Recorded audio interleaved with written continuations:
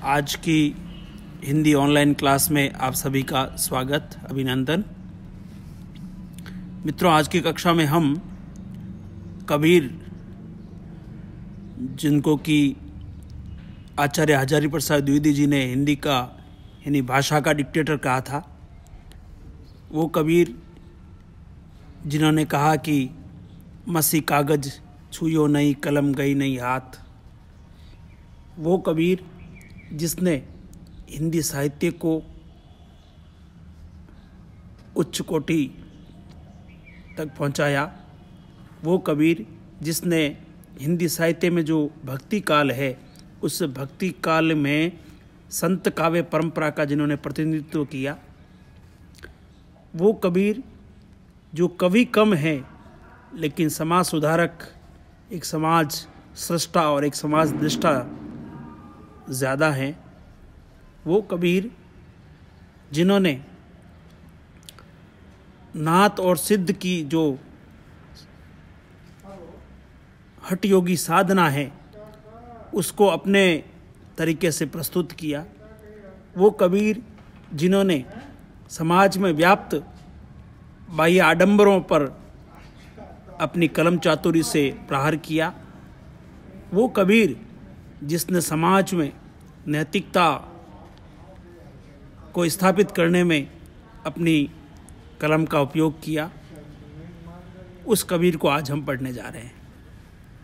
प्यारे विद्यार्थियों, मैं जो कबीर के पदों की व्याख्या करूंगा वो त्रिभुवननाथ शुक्ल द्वारा संपादित मध्यकालीन कविता का पार्ट फर्स्ट जो पुस्तक है, उसमें जो कबीर के शब्द और साखी जो दिए गए हैं, उन शब्द और साखियों की व्याख्या आगामी निरंतर कक्षाओं में होगी। आज की कबीर कक्षा 1 में हम कबीर की पद की व्याख्या करेंगे, शब्द की व्याख्या करेंगे। जैसा कि हम जानते हैं कि कबीरदास जी की जो रचना है कबीर बीजक, जिसको धर्मदास जी ने जिसका संपादन किया था, वो जो धर्मदास जी द्वारा जो संपादित जो कबीर बीजक है, इस कबीर बीजक को हम 3 भागों में बांटते हैं: शब्द, साखी और रेमेनी। तो ये जो कबीर बीजक है, इस कबीर बीजक में जो शब्द है वो बहुत से हैं, लेकिन यहाँ पर जो त्रिभुवननाथ शुक्ल की पुस्तक में जो शब्द हैं उनकी व्याख्या हम करेंगे। तो हम पहला शब्द लेते हैं, पहला शब्द पद लेते हैं। देखिए, आप लोग गाएंगे तो आपको अर्थ ज़्यादा आपके लिए अर्थ करना ज़्यादा सरल हो जाएगा, इसलिए पहले हम एक बार गाएंगे, फिर मैं उसका आपकी व्याख्या करके समझाऊंगा।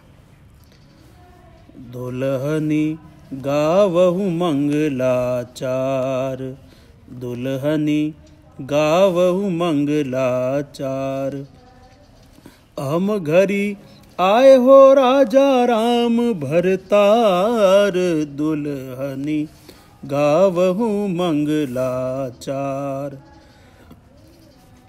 तन रत करी मैं मन रत करी हूँ, तन रत करी मैं मन रत करी हूँ, पंच तत् बराती, दुल्हनी गावहु मंगलाचार। रामदेव मोरे पाहुने आए, रामदेव मोरे पाहुने आए, मैं जो बन में माती, दुल्हनी गावहु मंगलाचार, दुल्हनी गावहु मंगलाचार। शरीर सरोवर बेदी करी हूँ, शरीर सरोवर बेदी करी हूँ, ब्रह्मा वेद उचार, दुल्हनी गावहु मंगलाचार। रामदेव संगी भंवरी लेऊं, रामदेव संगी भंवरी लेऊं। धन धनी भाग हमार, दुल्हनी गावऊ मंगलाचार। सुरती सु कोटिक आयऊं, सुरते तीसु कोटिक आए। मुनिवर सहस 88, दुल्हनी गावऊ मंगलाचार। कहे कबीर चले, कहे कबीर हम ब्याही चले हैं। पुरुष एक अविनाशी, दुल्हनी गावऊ मंगलाचार, दुल्हनी गावऊ मंगलाचार। विद्यार्थियों, अब यहाँ पर महात्मा कबीर ने, संत कबीर ने अपनी आत्मा को दुल्हन माना है और परमात्मा को प्रियतम माना है। तो प्रियतम परमात्मा कबीरदास जी कह रहे हैं कि आज प्रभु राम, यहाँ पर राम उस राम की बात नहीं हो रही है जो सगुण राम है, यहाँ प्रियतम परमात्मा के रूपी राम की बात हो रही है। वो कह रहे हैं कि आज जो है मेरे घर प्रीतम परमात्मा आए हैं, मेरे प्रीतम राम आए हैं, इसलिए हे दुल्हनी तुम जो है मंगल गान करो, मंगल उच्चारण करो। क्यों?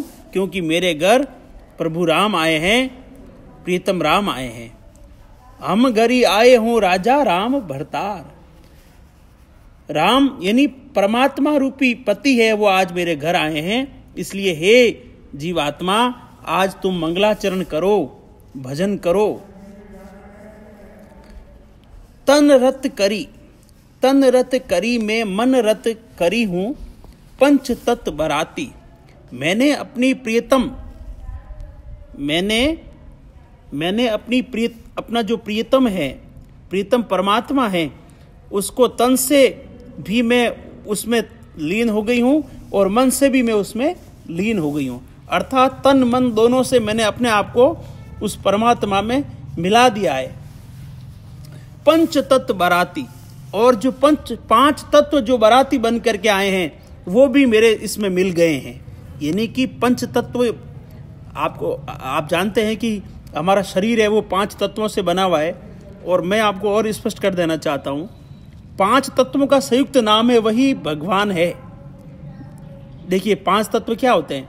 भ मैंने भूमि एक तत्व होता है, ग मैंने गगन अर्थात आकाश एक तत्व होता है, वाह का व यानी व मैंने वायु हवा एक तत्व होता है, व में जो आ मैंने आग अग्नि एक तत्व होता है, और न मैंने नीर पानी भी एक तत्व होता है। तो ये 5 तत्व है, इनका संयुक्त मिल जाना ही भगवान है।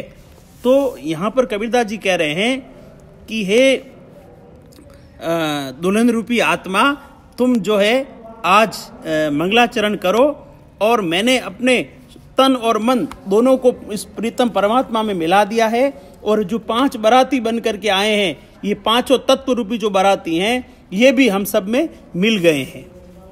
रामदेव मोरे पाहुने आए, मैं जो बन में माती।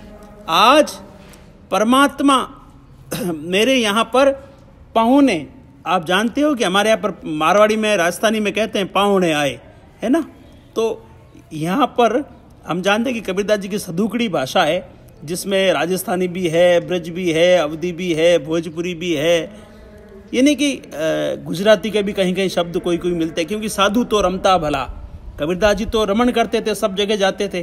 तो इस कारण से उनकी भाषा में सभी भाषाओं का मिश्रण है इनको, इसलिए इनकी भाषा को सदुकड़ी भाषा कहा जाता है। और हजारी प्रसाद जी ने तो इनको भाषा का डिक्टेटर कहा है। तो कबीरदास जी ने कभी भाषा को किसी दायरे में बांधा नहीं था, इसलिए इन्होंने हर जगह की भाषा का प्रयोग अपनी जो है अपनी साखियों में, अपने शब्द में, अपनी रेमेनी में किया है। तो यहाँ पर वो कह रहे हैं, रामदेव मोरे पाहुने आए, परमात्मा रूपी जो प्रीतम है वो मेरे पाहुने बन करके आए हैं, और इसलिए मैं जो बन में माती, और इसलिए मैं आज जो है अपनी इस यौवन में इतनी माती, मैंने मस्त हो गई हूँ अपने यौवन से इतनी अत्यधिक यौवन से युक्त हो गई हूं। क्यों? क्योंकि प्रभु परमात्मा जो है मेरे यहाँ पर पाहुने बन करके आए हैं, मेहमान बन करके आए हैं, और इनके साथ आज मुझे लीन होना है। इसलिए मैं जो है अपने यहाँ पर देखो, यहाँ जोबन अवस्था का मतलब वो नहीं है जो सामान्य के युवती हो गई हूँ, ऐसा नहीं है। यहाँ जोबन अवस्था को प्राप्त होने का मतलब है कि मैं अपनी साधना के अंदर और अधिक जो है परिपक्वता को प्राप्त हो गई हूँ। यहाँ पर जोबन में मस्त होना का मतलब अपनी साधना अवस्था के चरमोत्कर्ष को प्राप्त करना, उसको मैं प्राप्त हो गई हूँ। और क्या किया है? शरीर सरोवर वेदी करी हूँ, शरीर सरोवर वेदी करी हूँ, ब्रह्मा वेद उचार। मैंने जो है अपने शरीर रूपी जो सरोवर है उसके पास में वेदी बना दी है, उसके निकट वेदी बना दी है। आप बता दें, चवरी मारना अपने आप कहते हैं ना, तो वेदी बनाई जाती है, चौरी की वेदी बनाई जाती है। तो यहाँ पर कबीरदास जी कह रहे हैं कि मैंने मेरी शरीर रूपी सरोवर के निकट मैंने जो है वेदी बना दी है, और ब्रह्मा जी स्वयं जो है वेदों का उच्चारण कर रहे हैं। ब्रह्मा वेद उच्चार, जो ब्रह्मा जी है वो स्वयं मेरे इस आत्मा परमात्मा के विवाह में वेदों का उच्चारण कर रहे हैं। रामदेव संगी बहुरी लेऊं, और आज मैं जो है अपने प्रीतम परमात्मा अपने प्रीतम राम के साथ में आज मेरा विवाह हो रहा है। इसलिए धन्य धन्य भाग हमार, मेरे भाग्य आज धन्य हो गए हैं। सूर 33 कोटि का आए, और मेरे विवाह में 33 कोटि देवी देवता आए हुए हैं। ऐसा लग रहा है मुझे कि मेरे इस विवाह में जीवात्मा और परमात्मा के मिलन में, इसमें विवाह में जो है 33 कोटि देवी देवता इसे मानो देख रहे हैं। मुनिवर सहस 88, और 88,000 जो मुनिवर हैं, वो सारे मुनिवर भी जो है, मुनिजन भी है, वो भी मेरे इस विवाह को देख करके प्रसन्न हैं। कहे कबीर हम ब्याही चले हैं। कबीरदास जी कहते हैं कि हम ब्याही चले हैं, पुरुष एक अविनाशी। हमने कभी विनाश न होने वाला, कभी नष्ट न होने वाला जो परमपिता परमात्मा है उसको आज वर्ण कर लिया है। उस परमात्मा रूपी पुरुष का वर्ण करके, यानी उसके साथ में मेरा विवाह हो गया है। कबीरदास जी कहते हैं कि मेरा धन्य भाग है, और आज जो आत्मा यानी जीवात्मा और परमात्मा का मिलन हो गया है। अब आपके मन में विद्यार्थियों एक शंका हो सकती है यहाँ पर कि सर कबीरदास जी तो निर्गुण को मानते थे, और वो तो पार ब्रह्म निराकार परमात्मा को मानते थे, तो वो यहाँ पर 88 मुनिवर और 33 कोटि देवताओं की बात कैसे कर रहे हैं? तो इसका जवाब यह है कि यहाँ पर उन्होंने जो यहाँ पर राजा राम का और ये जो 88 मुनिवर और 33 कोटि देवताओं का जो वर्णन किया है, वो केवल आत्मा और परमात्मा का विवाह या आत्मा परमात्मा का जो मिलन हो रहा है उसको एक शोभा देने के लिए, उसको एक सहज रूप में पाठक उस बात को जो वो कहना चाहते उसको समझ सके, केवल उसको एक रूपक प्रदान करने के लिए, रूप प्रदान करने के लिए, शोभा दिखाने के लिए ही उन्होंने इस रूप में यहाँ का वर्णन किया है। बाकी आपकी ये बात सही है कि कबीरदास जी निर्गुण थे और वो ज्ञान को ही महत्व देते थे। वो ज्ञानश्री शाखा के प्रतिनिधि कवि थे। कबीरदास के कारण ही तो ज्ञानश्री शाखा को बढ़ावा मिला। तो इसलिए हमें इसमें रतिभर भी शंका नहीं करनी चाहिए कि सर कबीरदास जी ने कैसे जो है यहाँ पर मुनिवर और देवी देवताओं का वर्णन किया। केवल और केवल उनका उद्देश्य अपने इस आत्मा और परमात्मा के मिलन को अच्छे शब्दों में बांधना ही उद्देश्य था, इसके सिवाय और कुछ नहीं है।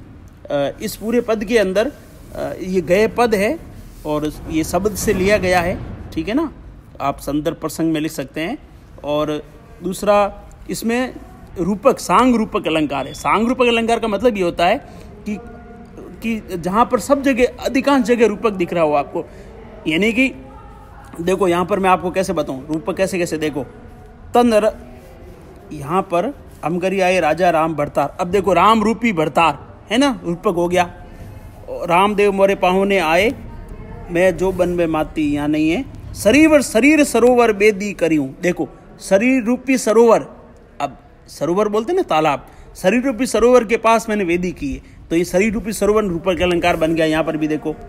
इसी के अलावा रामदेव संगी बहुरी लेऊं, धन्य धन्य भाग्य हमार। और आपके रूपक अलंकार आ रहा है यहाँ पर, तंद रत करी में मन रत करी हूँ पंच तत्व बराती, 5 तत्व रूपी बाराती। देखो यहाँ पर भी रूपक अलंकार हो गया है ना। तो रूपक अलंकार तो यहाँ पर काफ़ी जगह है, और इसके अलावा गेय पद है। और गुण की जहाँ तक बात है, आप जानते हैं कि हमारे यहाँ पर 3 गुण होते हैं। वो सतोगुण, रजोगुण, तमोगुण की बात नहीं हो रही है, यहाँ पर काव्य शास्त्र के आधार पर गुणों की बात हो रही है। तो हमारे यहाँ पर जो है 3 गुण माने गए हैं, प्रसाद गुण, माधुर्य गुण और ओज गुण। तो यहाँ पर जो है वो माधुर्य गुण है, ठीक है ना। माधुर्य गुण वहाँ होता है जहाँ पर प्रीतम प्रियतमा का या नायक नायिका का मिलन होता है या वियोग होता है, उसका जो मधुर वर्णन होता है, तो वहाँ पर कोमल शब्दावली होती है, इसलिए वहाँ पर हमेशा माधुर्य गुण होता है। प्रसाद गुण जहाँ पर सामान्य वर्णन किया जाता है, वहाँ प्रसाद गुण होता है। और ओज गुण वहाँ होता है जहाँ पर जिसको पढ़ने से आपके मन में उत्तेजना उत्पन्न हो या आपको जोश आ जाए, वहाँ पर ओज गुण होता है। तो यहाँ पर माधुर्य गुण है, ठीक है ना, क्योंकि यहाँ पर कोमल पदावली शब्दों का प्रयोग किया गया है। तो इस तरीके से जो है मुझे विश्वास है कि आपको यह जो शब्द जो पद है वो आपको निश्चित रूप से समझ में आया होगा। अगले पद की व्याख्या हम अगली कक्षा में करेंगे। धन्यवाद।